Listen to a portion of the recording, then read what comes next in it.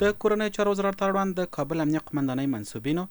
د ولسوالیو امنیه قمندانانو او ولسوالانو ته اصلاحي او توصیه‌ایي ورځنۍ غونډه جوړه شوه. غونډې ته د کورنیو چارو وزیر په ګډون د یاد وزارت لومړی مرستیال، د کورنیو چارو وزارت معینان، رئیسان، د کابل والي، امنیه قمندان، نور لوړپوړي چارواکي، د کابل ولایت د حوزو امرین او ولسوالان او د هیواد د 34 ولایتونو د پلټنې مسؤلین راغلي وو. غونډه په کارونو او کړنو کې د اصلاح او دندو ته د لا پاملرنې په موخه جوړه شوې وه چې لومړی ویناوال یې د کورنیو چارو وزارت لومړی مرستیال الحاج مولوي محمد نبی عمري و. فکر کوم د دغې غونډې خلاص هغه حاصل چې دی دغه دی چې موږ خپل وروڼه، خپلې د لاندې طبقې مسؤلین خپلو مسؤلیتونو ته متوجه کړو. چیرې نه خدای نخواسته چې د الله کلام چې موږ د هغې دعوا لرو، چیرې نه چې د رسول الله صلی الله علیه وسلم سیرت او د خلفای راشدینو سیرت چې موږ د هغې دعوا لرو، په هغې کې خدای نخواسته چېرته نه چې پاتې راشو. ځکه د الله له طرفه په دې باندې مامور یو، په دې باندې مسؤول یو چې تیزی مه کوه، تیزی چې دا بدبختي ده. اختلاف مه کوه، اختلاف دا بدبختي ده. ولا تنازعوا فتفشلوا وتذهب ريحكم. الله وایي خپلو منځونو کې جنګونه مه کوئ، بزدله به شئ، قوت به مو ختم شي. رسول الله فرمایي صلی الله علیه وسلم لا تختلفوا فإن من كان قبلكم اختلفوا فهلكوا، او كما قال عليه الصلاة والسلام یو تر بله اختلافات ما کوئ، ځکه له تاسې نه مخکیني امتونه هغې په خپلو منځونو کې اختلافات کول، د هغې په وجه باندې الله تعالی هغه هلاک کړه. د کورنیو چارو وزارت اداري مرستیال الحاج ستر پاسوال ملا رحمت الله نجیب هم د یاد معینیت پر کړنو رڼا واچوله او د اسلامي شریعت په رڼا کې د اداري اصولو په اجرا کولو ټینګار وکړ. په دا تنقیصاتو کې دا خبره اوس ګورې دا تنقیصات چې کوو، د تنقیصاتو مطلب دا نه ده چې تاسې دا پخواني کارمندان لرې کړئ. دا خو که هر څوک کې موږ دا خبره کړې وه چې د ضرورت په اندازه یې وساتئ. اوس دغه بعد الفتح چې دي یا د همکاران چې دي مطلقا د حکم نشته چې دا ټول پسې واخلي، خو چې په دا فیصدي کې راځي هغه د راځي چې هغه نور نه راځي په دې فیصدي کې هغه خو به له تاسو سره وي که نه. د امنیتي چارو ستر معینیت مرستیال الحاج لوی پاسوال مولوي عطاالله انوري د کابل او نورو ولایتونو په امنیتي وضعیت رڼا واچوله او اوسنی حالت یې د ډاډ وړ وباله. دلته الحمدلله د اول کال څخه چې دلته فتح راغلی ده، په دوهم کال باندې امنیت ښه سوی دی، جنایي پیښې ډېرې کمې سوي دي، ګراف یې راکم سوی دی. که د دوهم کال په پرتله دریم کال ته وګورو الحمدلله نور هم ښه والی راغلی دی، او که څلورم کال ته ګورو بیا دا ګراف الحمدلله ډېر راکم سوی دی. خدا ستاسو مجاهدینو د محنت نتیجه ده. نو محترمو یوازې به په دغه باندې بسنه نه کوو، ځکه افغانستان کې دا 40 کاله ډېر مشکلات تیر سوي دي، قسم قسم خلک دلته اوسېدلي دي، نظامونه تیر سوي دي، دلته ډېر مشکلات وه. نو داسې په لنډ وخت باندې چې هم د جرایمو ګراف راکم سي او هم امنیتي پیښې راکمې سي، دا ناممکن ده، خو الحمدلله دا سوي دي. د کابل والي هم د امنیتي ځواکونو له کړنه او لاسته راوړنه مننه وکړه او دوی یې لا وهڅول څو د ښه امنیت پر راوستلو کې لا ډېرې هڅې وکړي. موږ د ټولو مسؤلینو د کابل د ولایت د حوزو محترم امیرینو څخه او د کابل ولایت محترم ولسوالانو څخه او د کابل د ولایت ټولو مسؤلینو منصوبینو څخه دا هیله کېږي چې څو د امارت اسلامي په مشتاسي باندې اعتماد کړی دی په هغه اندازه باندې خدمت وکولی شو چې د افغانستان په کچه بالخصوص د کابل په سطح باندې الحمدلله امنیت پوره تامین دی، خو په دې باندې بسنه نه باید وشي. لکه څنګه چې مجاهدینو او چک پوینټو او ټولو ادارو ځانونه که محکهو مسؤلیت ته سپارلي دي او ځانونه یې مسؤلین ګڼلي دي، د دې څخه نور هم باید موږ تاسې په دې باندې اکتفا ونه کړو، ځکه چې د کورنیو چارو وزارت د افغانستان په سطح غټ بوج او مسؤلیت په اوږه لري. که د خلکو امنیت دی، که د خلکو حقوق دي، که د محاکمو احکام تطبیقول دي، که د سرحداتو ساتل دي، که د مخالفینو مخنیوی دی، که د جنایي پیښو مخنیوی دی، هغه د کورنیو چارو وزارت په اوږه باندې. نو بناءً چې څومره مسؤلیت دی باید همدغه متوجه اوسو. د امنیتي چارو ستر معینیت د ارکان رئیس الحاج لوی پاسوال مولوي عبدالرحیم احمد هم د غونډې ګډونوال و. د په خپلو خبرو کې وویل داسې الحمدلله په افغانستان کې سرتاسري امنیت ده او د هیواد په ټولو ښارونو، کلیو، بانډونو او غرونو کې 100% امنیت ده. دا د الله جل جلاله احسان ده او دا د الله جل جلاله یو ډېر غټ نعمت ده او بیا د دغو مجاهدینو او مسؤلینو د نه ستړېدونکو ستړیاو نتیجه ده. داسې مجاهدین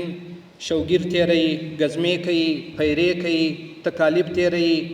دا د هغو ستړیاو نتیجه ده. د باندې خلک داسې فکر کوي دغه امنیت د مجاهدینو له نوم سره تړلی، وایي چې طالبان راغلي دي نو امنیت ده، خو په واقعیت کې هم داسې نه ده. دا مجاهدین چې څونه سختي تیروي، څونه تکالیف تیروي، ګزمې کوي، پیرې کوي او په دغه د امنیت په برخه کې زیات کوششونه کوي، دا د هغو ستړیاو نتیجه ده. الحمدلله د کورنیو چارو وزارت د امنیتي چارو ستر معینیت ټول امنیتي پولیس، د جنایي پیښو پر وړاندې د مبارزې پولیس او دغه رقم ترافیکي پولیس، سرحدي پولیس، د ځانګړو ځواکونو خاص ځواکونه پولیس، امن عامه پولیس او دغه رقم اطفایوي پولیس، دا ټول مجاهدین مسؤلین په دغو ټولو برخو کې 24 ساعته فعالیت کوي او خپلې هڅې ګړندۍ ساتلې دي. د دغو هڅو او ستړیاو نتیجه ده چې نن ټول هیوادوال په امنیت کې شپه او ورځ تیروي او د ټولو هیوادوالو سر، مال، عزت، ناموس خوندي ده. د کابل امنیه قمندانۍ امنیتي مرستیال مل پاسوال مولوي محمد شاکر صد په خپلو خبرو کې د کورنیو چارو وزارت رهبرۍ ته ډاډ ورکړ چې د کابل د لا خوندي امنیت په نیولو کې به خپلو شپه او ورځنیو هڅو ته دوام ورکړي او چاته به اجازه ورنه کړي چې زموږ هیوادوالو ته امنیتي خنډونه رامنځته کړي. الله الحمد د الله تعالی دغه انعام په دغه د فتنې په عصر او په دغه قرن کې رب العالمین دغه انعام هم پر موږ تاسې کړی. په ټول هیواد کې مو سرتاسري سوله، سرتاسري امنیت تأمین دی. که د شپې 1 بجه وي، که د شپې 2 بجې وي، زموږ په رهبرۍ باندې غږ وسي، زه مطمئن یم چې یا به په یو چک پاینټ باندې یا به یو ځای وي، خو ټوله ورځ او شپه رهبري مخته مجاهدین یې متوجه کړي. نو تاسې ټولو ته اطمینان درکوو چې زموږ مجاهدین شپه او ورځ نه ستړي کېدونکي هلې ځلې کوي، ځکه دا زموږ د ټولو مشترک کور دی. دا د افغانستان اسلامي امارت دا زموږ مشترک کور دی. د کور د جوړولو لپاره موږ انشاءالله هر څه ته آماده یو. د کور جوړول، د کور خودکفا کول، د کور غني کول، د کور امنیت نیول، کور ښه رغول او ښه تصویر یې نړۍ ته وړاندې کول، دا د ځان مسؤلیت بولو، دا په ځان باندې فرض بولو، دا د ځان وظیفه بولو او تاسو ته اطمینان درکوو. د کورنیو چارو وزیر الحاج خلیفه سراج الدین حقانی هم غونډې ته وینا وکړه او د کورنیو چارو وزارت راغلي مسؤلین او منصوبین یې خپل اساسي دندو ته ځیر کړل. هغه د جهادي دورې یادونه وکړه او ویل دغه نظام د ډیرو سرښندنو او تکلیفونو په پایله کې رامنځته شوی، نو د نظام د استحکام، پایداري او ټینګښت لپاره باید هیڅ ډول هڅه ونه سپموو او تر خپلې وسې هر راز هڅې وکړو څو نظام مو قوي او دوامداره پاتې شي. یا به یو کشر مجاهد و، خبره ورته وکوله، خو ما ډېر سخت اثر وکړ چې خلیفه صاحب د کابل کې داسې بیس به نه وي، داسې د کفارو دروازه به نه وي چې زموږ د باروتو ګرد او د شهیدانو وینې ورباندې پراتې نه وي. و چې بل نه به ګیلې نه کړي، کوشش په خپله وکړو، ټینګ به وکړو د نظام اصلاح کوشش به وکړو. حتی رسمي دنده د موږ خیر، خدای دې پاره دې کوي مسؤل غیر رسمي وخت هم دغه ته ورکوي. اوس چې دا ازمایښت کې ولې ودرېږي که په ما کې څه نقص موجود وي که په تا کې موجود وي خو ورورګري دوستي خو دغه ته وایي چې پارین مې سنګر سره تقویه کوو خپلې مټې مې سره تقویه کولې نن ولې په دفتر کې همکاري نه سره کوي یو بل ته مټې نه ورکوي یو بل ملګرتیا نه کوي داسې به یې کوي لکه پرون مې جالته کوله په دې باندې به موږ بدنیتي نه کوي چې دغه کمرنګي د ما د پلاني ورور راځي په پلاني حوزه کې چې دا نیکنامي که زه ورته وګټم دا خو د پلاني نیکنامي راځي نه الا الحمد ټول یو وجود یو جسد. خلیفه صاحب په بیت المال کې د اسراف نه کولو د امارات له وسایلو د سمې کارونې او په خپلو مسؤلیتونو کې د غفلت نه کولو پر اړتیا ټینګار وکړ. همدارنګه یې د نظام د بقا لپاره د هر فرد په مکلفیت ټینګار او سپارښتنه وکړه. تاسو چې غوره نه شئ لوی درنه ونیسي کله کله انسان خطا کیږي د بیت المال په ساتنه کې لکه په خپل ځان په مال د جذبه پاتې کېږي داسې په بیت المال هم زړه پاتې کېږي. ساتنه یې وکړئ چې صفایي چې ورکوي موږ بیا حقیقي مالک ته ورکوي په ځان به حاضر و ناظر ګڼي په هر حال کې به ګڼي دلته به چې شی کوي دلته به اخلاص کوي یو بل سره. نن که موږ په د خپل ځان کې پام ونه کړو سوچ ونه کړو سبا موږ تاسو په دغه برخلیک باندې وي بیا به دا فرصت د لاسه وتلی وي چې یو اصلاح راوستی شي نه به کېږي زړه به خوري ورته. نن عجبه د اصلاح وخت دی ښه فرصت دی خدای په لاس راکړی دی هر څه کړی شي لکه پرون مې چې د جهاد په سنګر کې ځان هېر کړی و دین ته ماولیت ورکړی و د الله تعالی دین ته د نظام بهبود ته ماولیت ورکړی و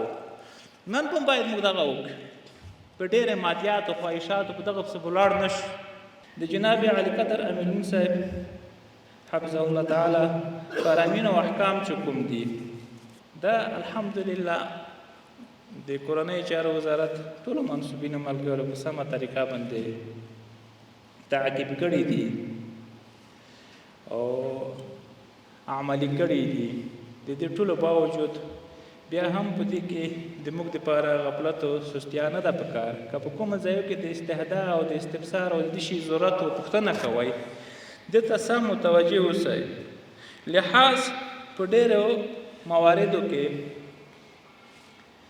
د نظام په کارو کې دا نقصانات جوړوي توان جوړوي طبعا سترګې د سترګې نه شرمېږي زما په فکر نه وي تا په فکر نه وي دلته به موږ په صحیح معنا باندې د جناب امین صاحب حفظه الله تعالی یا د تاسو د رئیس الوزرا صاحب حفظه الله تعالی یا د مشرتابه د تاسو په خپلو مراتبو اصولو کې دننه چې یو تر بله سره مشران دي دغه ته په صحیح معنا به هم تعقیب کړي نه وي معلومات به هم نه وي کړی د هغه وجې نه به موږ باندې لحاظ غالب شي چې خلیفه صاحب ورته ووایي معین صاحب ورته ووایي رئیس صاحب ورته ووایي قمندان صاحب ورته ووایي نه تاسې داسې اندازه باندې مسترد کوئ ما چې د ده زړه ته جرح او تکلیف ورسېږي په سمه طریقه ورته وایي چې په پلانۍ ماده پلاني فرمان و هدایت شیخ صاحب مبارک راغلی و دلته تا ورته پام شوی که ورته پام نه دی او که په دې کې یو څه نوي هدایت ته لري په سمه طریقه په ښه اخلاقو باندې تطبیق یې په ټولو لازمي دی خو بې پروایي چې کومه ده د هغې مخنیوی په سمه طریقه باندې پکار دی په نظام کې دننه په موږ تاسو په دورګانو کې دننه باندې په عامه پوهاوي باندې به د خلکو موږ تاسو کوشش کوو چې په سمه طریقه باندې پوه کړو او اطمینان ورکړو په دې کې چې قدرمن حقاني د نظام له لاسته راوړنو او قوانینو څخه د خلکو خبرول او د بشپړ تطبیق په موخه د هغوی همکاري او د ډاډ چاپیریال رامنځته کول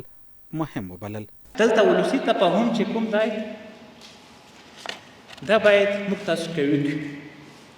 علما متنافذین وکیل گزاران د هرې حوزې چې دي